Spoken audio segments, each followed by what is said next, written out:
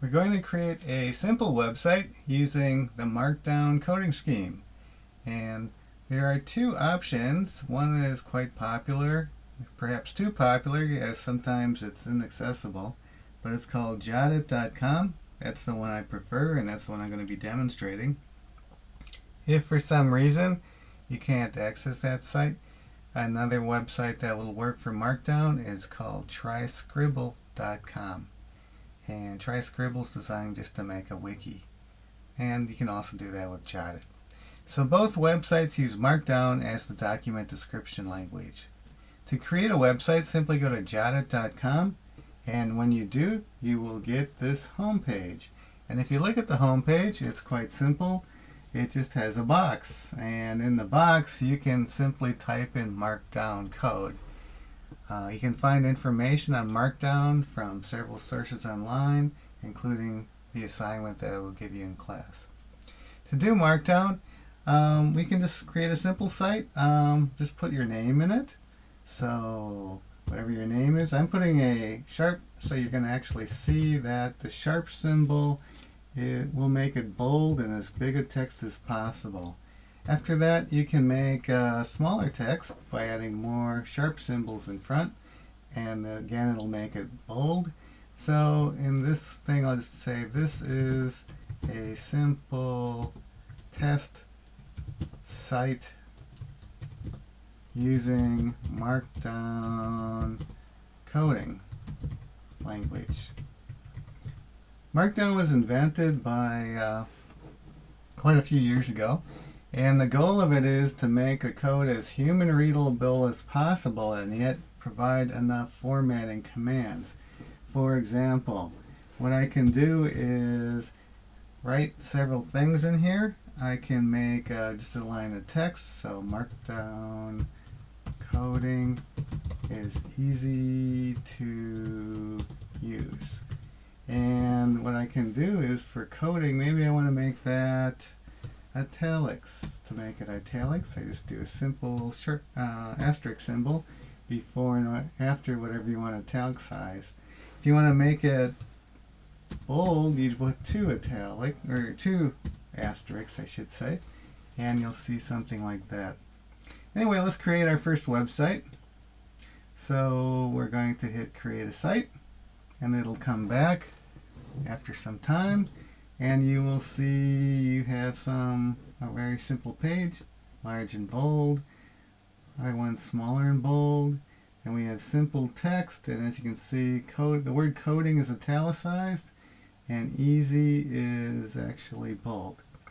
So that's all you have. To claim the site, all you have to do is enter a password of your choice. So I'll enter one. And once you do that, you then need to provide it with an email address. It's always good to use a real one, but I won't because I'm just testing this thing out. Okay, so we've got public is where you want the kind of site. This allows you and only you to edit it. However, anyone on the planet can view what you created for a website. We're going to hit claim site. It's going to go out and claim it.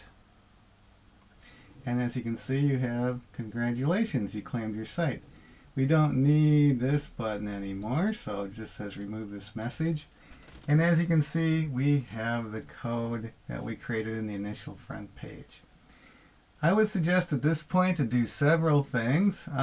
Just start over here at settings and hit settings. Give your site a title, like I'm just going to call mine Markdown Test Site. And subtitle, just for the class, this is assignment 4, so I'm typing in assignment 4. One nice thing about Jottit is you can give yourself a site address that's easy to remember. Right now, to access the site, I'd have to go to www.jottit.com/ and then they give you a 5-letter randomly generated thing. So I've got MQ9VR. But I want to have something easy to remember, so I'm going to simply type in give your site an address. I'm going to put whatever I want for my site, so let's just call it Markdown. Maybe this will work. Let's see. Nope, doesn't seem to work. Someone's already taken it. So let's try IFSM. No, it's not possible to use that. So I'm going to hit change address. And now as you can see, my new address is ifsm.jottit.com. That works pretty good. Again, I want to have you enter a password for the site. So I'm going to do that, and I've got my site. So everything looks like that's ready to go. If you don't like the colors, that can all be changed here under design. And now it's kind of a brown. Maybe I want to make it more of a minty green, or I could go more of a blue. That looks pretty good. And you can just adjust the color schemes for different intensities. And once you got it the way you want, you're done. You can just hit home and you're back to the home page. Now, as you can see, this is your site. What I can do is create a new page simply by hitting new page. Maybe I want to create a bio about myself, and I'll call it bio. And as you can see, you get a split window. What you can do is type in your name. Robert's my name. And what you can do is now enter some things like maybe your address, telephone number. I wouldn't suggest putting email address in because then anybody can actually use it. You will never see it, and you might get a lot of spam. You'll notice here that actually it shows a new line here, but it's not a new line when you actually have it there. You usually have to put 2 spaces to get it to drop to the next line. Then what we can do is just basically generate a bunch of different things, like create some subcategories like things I like to do. So basically the left side is the markdown code, the right side is what you see is what you get. And we can just generate things. You can also grab a image. An image tag, well, before we do that, let's do a bullet list. To do a bullet list, let's put a plus sign, and then we're just going to enter some items here. Like, I like to go bicycling, I like to go scuba diving, I like to go hiking. Kind of an outdoorsy guy. Okay, so that's all you really have to do. Here's one thing I don't like to do. Watch TV. I want to do something that when I don't want to do and have it show, you can do the little tilde symbol, give it 2, and we'll write watch TV. And if you type that in and do 2 more tildes, I believe, oh, it doesn't work. Some of the things that allows you to do that, and you can actually see a line through it. So apparently this version of Markdown doesn't let you do that.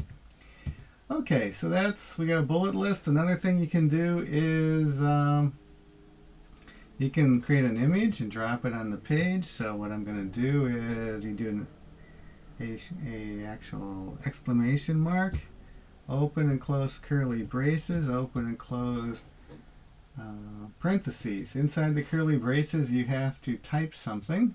So what I'm going to do is I'm going to type, I'll just write the word my image.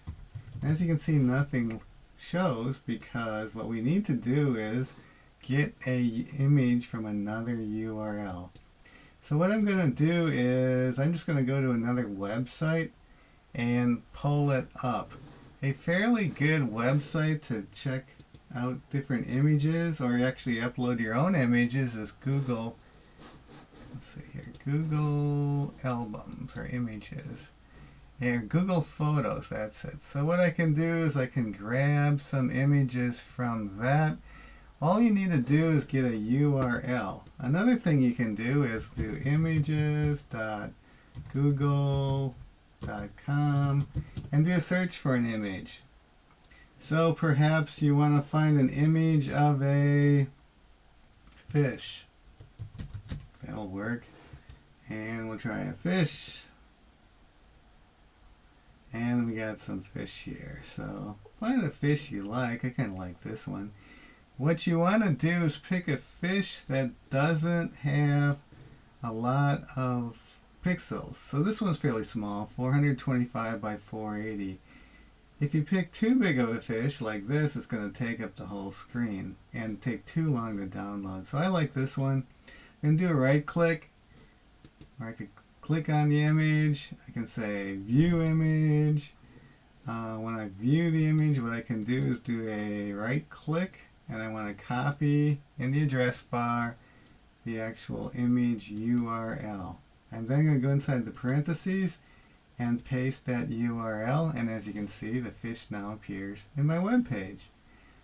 For see what other people see, just simply say publish, and you've now generated a bio page. To go back to your home page, you just click this link, and again to go back to bio, you click that.